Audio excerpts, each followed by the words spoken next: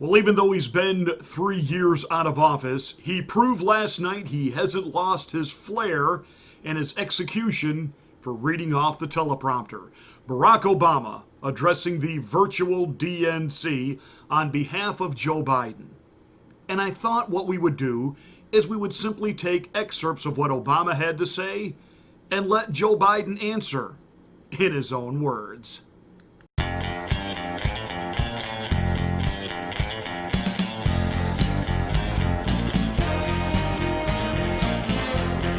Now, while the rest of conservative media is, trying to dismantle what it was Barack Obama did last night, I will concur with Rush Limbaugh on this one point. The DNC Wednesday night was complete, pure desperation. They talked repeatedly about getting a plan to go vote.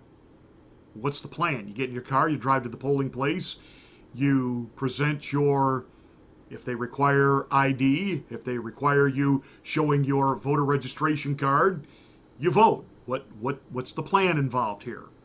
Oh, you mean plan like how we're going to hijack this election? Because absolutely nobody is excited on the Democratic side to actually go out and vote for old Joe. And here they are, this party of diversity, this party of inclusion, this party that celebrates BLM, Black Lives Matter. Yet this was the party that pushed all the black candidates out of the primary and gave us and rolled out yet another old, tired, neocon liberal who is liberal on certain social policies, but oh baby, when it comes to Wall Street and lobbyist money, are they capitalists to the hilt? Every time I hear one of these Democrats like Nancy Botox Pelosi talking about she wants to see Donald Trump's taxes, I've had people ask me, come on, Pastor, aren't you interested in seeing Donald Trump's taxes? No, not really. I don't care about seeing the tax returns of a man who is a billionaire businessman who gave that up to become the president.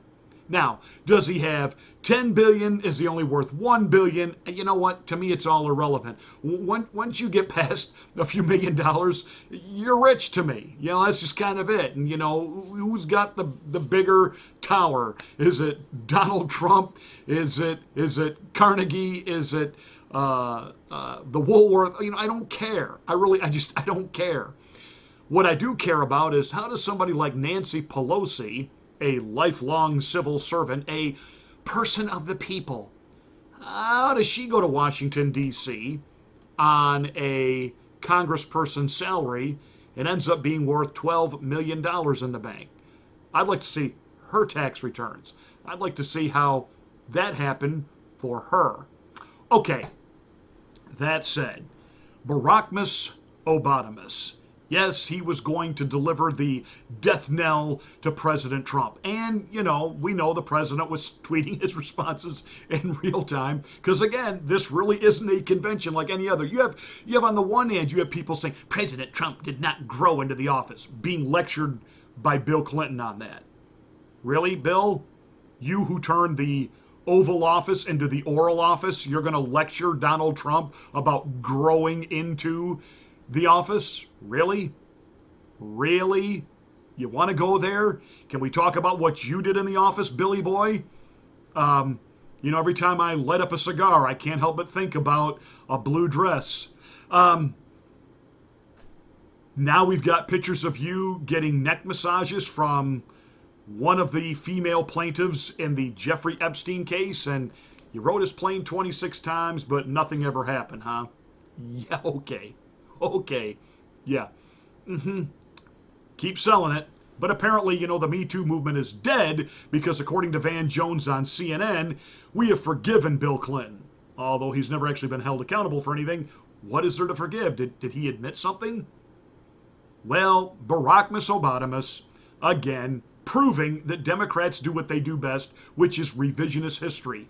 They live in a parallel universe where what they portray is not what you and I are dealing with. And you just have to laugh when you listen to Obama, Bill Clinton, Jimmy Carter, talking about that Joe Biden is the guy to bring us back from the collapse of our economy. You know, the economy wasn't collapsed till the Democrats empowered Dr. Fauci Stein, who literally scared Donald Trump to death into believing that if he didn't shut everything down, millions of people would die and he would get blamed for it. That's what happened in a nutshell. At this point, we are dealing with a virus that there are still some of you knuckleheads out there, and I see you driving around in your cars by yourself in a mask. Will you give me a break? You have any idea how ridiculously stupid you do? And I can't even talk to you anymore because, my patience for all this, like Elvis, has left the building. I'm talking to people who literally, you have bacteria and things growing and festering in your microwave that you are preparing your meals and eating out of, but you're giving me a dirty look about not wearing a mask. Yeah, okay. But this is who the Democrats pander to. This is who believes the Democrats in this parallel universe that they try to portray. But Barack Obama, I'm sorry, if he doesn't have the big styrofoam pillars behind him like he's a Greek god and adoring people before him, it lacks. And I know that President Trump and the Republicans, they are learning boatloads in what not to do next week. That said, here is Barack Obama giving the official speech as to why Joe Biden ought to be president, and Joe Biden in real time, he responds. So let me tell you about my friend, Joe Biden. 12 years ago, when I began my search for a vice president, I didn't know I'd end up finding a brother. Come on, man. Joe is a man who learned early on to treat every person he meets with respect and dignity, living by the words his parents taught him. No one's better than you, Joe, but you're better than nobody. You're a damn liar, man. That's not true. And no one has ever said that? No one has proved that? I see it on the TV. You see it on the TV? All I do is watch No, I know you do. Look, the reason I'm running is because I've been around a long time and I know more than most people know. And I can get things done. That's why I'm running. And you want to check my shape on, let's do push-ups together here, man. Let's run. Let's do whatever you want to do. Let's take an IQ test, okay? All right. Number one. Number two. No one has said my son has done anything wrong, and I did not on any occasion. And no one has ever said it. Not I didn't say you were doing anything wrong. You said I set up my son to work in an oil company.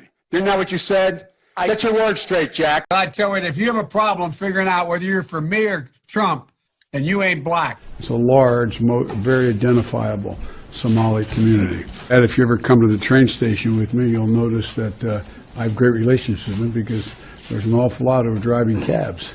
You got the first sort of mainstream African American who is articulate and bright and clean and a nice looking guy. My state has the 8th largest black population in America. Poor kids are just as bright and just as talented as white kids. And Corn Pop was a bad dude. Have you taken a cognitive test? No, I haven't taken a test.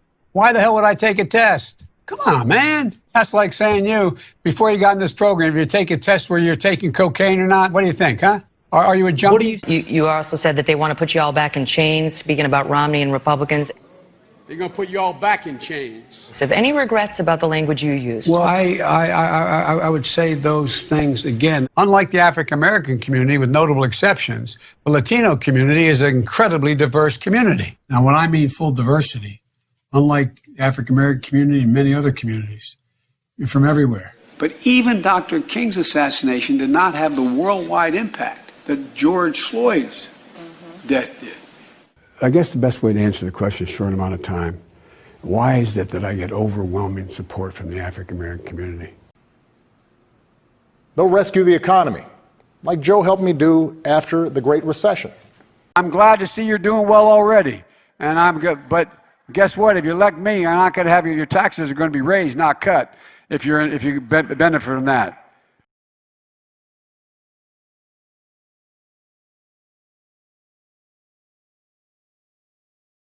Let's go, Joe! Let's go, Joe! This is what we deserve! Joe knows the world, and the world knows him. He knows that our true strength comes from setting an example that the world wants to follow. And I had gotten a commitment from Poroshenko and from Yatsenyuk that they would take action against the state prosecutor, and they didn't. So they said they were walking out to press conference. I said, no, I said, I'm not going to, or we're not going to give you the $1 billion. They said, you have no authority. You're not the president. The president said. I said, call him. I said, I'm telling you, you're not getting the $1 billion. I said, you're not getting the $1 billion. I'm going to be leaving here. And I think it was, what, 6 hours? I said, I'm leaving in 6 hours. If the prosecutor's not fired, you're not getting the money. Well, son of a bitch. Got fired. And they put in place someone who was solid. How is your role as vice president in charge of policy in Ukraine and your son's job in Ukraine? How is that not a conflict of interest? It's not a conflict of interest. There's been no indication of any conflict of interest from Ukraine or anywhere else. Period. I'm not going to respond to that. Let's focus on the problem. Focus on this man, what he's doing that no president has ever done. No president. When he said, I hope you know what you're doing, what did he think you were doing? Well, he read the press reports that I joined the board of Burisma, which was a Ukrainian natural gas company. And there's been a lot of misinformation about me, not about my dad. Nobody buys that, but it buys this idea that I was unqualified to be on the board. What were your qualifications to be on the board of Burisma? Well, I was vice chairman of the board of Amtrak for 5 years. I was the chairman of the board of the UN World Food Program. I was a lawyer for Boies Schiller Flexner, one of the most prestigious law firms in the world. You didn't have any extensive knowledge about natural gas or Ukraine itself, though? No, but I think that I had as much knowledge as anybody else that was on the board. Did you and your father ever discuss Ukraine? No. As I said, the only time was after a news account. It wasn't a discussion in any way. There's no but to this. No, we never did. Your dad said, I hope you know what you're doing. I hope you know what you're doing. I do? And I said, I do. And that was literally the end of our discussion. Why? Because my dad was vice president of the United States. There's literally nothing as a young man or as a full-grown adult that my father, in some way, hasn't had influence over. You were paid $50,000 a month for your position? Look, I'm a private citizen. One thing that I don't have to do is sit here and open my kimono as it relates to how much money I make or did or didn't. But it's all been reported. If your last name wasn't Biden, do you think you would have been asked to be on the board of Burisma? I don't know.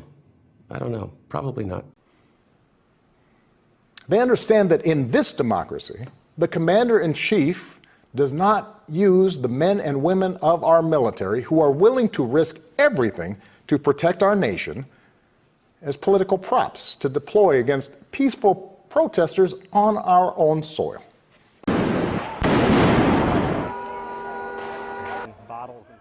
Protests turned destructive in downtown Seattle tonight. Here's what we know as of 10 o'clock. Protests started at about noon today in Seattle, but turned destructive right around 4 p.m. when someone lit a Seattle police cruiser on fire. People protesting the death of George Floyd in Minneapolis, Minnesota. At 3 o'clock, a large gathering took place. Thousands of people at Westlake Park in Seattle. Again, that started peacefully, but then about 3:45, pandemonium broke out. The police cruiser set on fire. As many as 8 other police cars set fire, and then police moved in to try to disperse the crowd. You're looking at police pepper spraying people, and there's another one of those burned vehicles right there. Not long after that, people started breaking into a number of stores in downtown Seattle. The Westlake area is the shopping district in Seattle. Nordstrom, Helly Hansen, Old Navy, and a number of other stores have been seriously looted. No, not judgment, but details. Because that's something I've heard from some voters, maybe not at your events, but details. No, but the details are irrelevant in terms of decision-making. It's so true, isn't it? When it comes to Democrats, details don't matter. They just don't matter. Truth doesn't matter. Boom. As I've said, and I will keep right on saying, there is a clear distinction this election. You're not simply voting for Trump versus Biden, the Republican versus the Democrat, conservative versus the liberal, right versus left, yada, yada, yada, all the other bread and circus games that the oligarch, lying legacy, corporate, corrupt, mainstream media, and the deep state, the ruling class keep shoving down our throats. What you are voting for, do you want a free America, or a socialist mandated America, for they will make the decisions based on what they believe is best for you, and you will like it. That's your choice. That said, tonight, Joe Biden gives his address. I'm going to spare you the agony. Because, one of the things they're doing is they're taping all of this stuff ahead of time. Now, I'm sure they've heard enough criticism that they've kind of let it out that Biden's going to be live. Yeah, he's not even alive when he's in the room. I'm fairly confident that this is pre-taped and that, they're going to do their very best to make it seem like we're happening in real time, but there's no way they let him go out there in real time and speak. He can't handle meeting in a junior high cafeteria with 20 people and not lose his stuff. So you really think that on this, the biggest night of his political career, and the fact that they are staking and gambling the House, that the majority of Americans do not realize they're dealing with a candidate who has actual dementia and mentally incapacitated to do this job? You think they're going to take any chances? In fact, I know they haven't, because my clandestine operatives here at the Afternoon Drive have worked very hard, and we have secured, yes, we have exclusively here on the Afternoon Drive, Joe Biden's pre-recorded address for tonight. And here it is. Come on, man. Come on, man. Come on, man. Come on, man. Come on, man. Come on. Come on, man. Come on, man. Come on, man. Come on, man. Come on, man. Come on, man. Come on, man. Come on, man. Why the hell would I take a test? And by the way, I sit on the stand, and it get hot. I got hairy legs that turn blonde in the sun. And the kids used to come up and reach in the pool and rub my leg down so it was straight, and then watch the hair come back up again. They'd look at it. So I learned about roaches. I learned about kids jumping on my lap. And I've loved kids jumping on my lap. Well, there, I just spared you having to sit through tonight's DNC20 disaster. Hey, that's it for this rant. Thank you so much for watching. Give us a great big thumbs up. And do not despair. Trump landslide on the way. But help us by making this channel a landslide, because YouTube continues to suppress. I have had other people contact me. Again, YouTube is just pulling their subscriptions to this channel.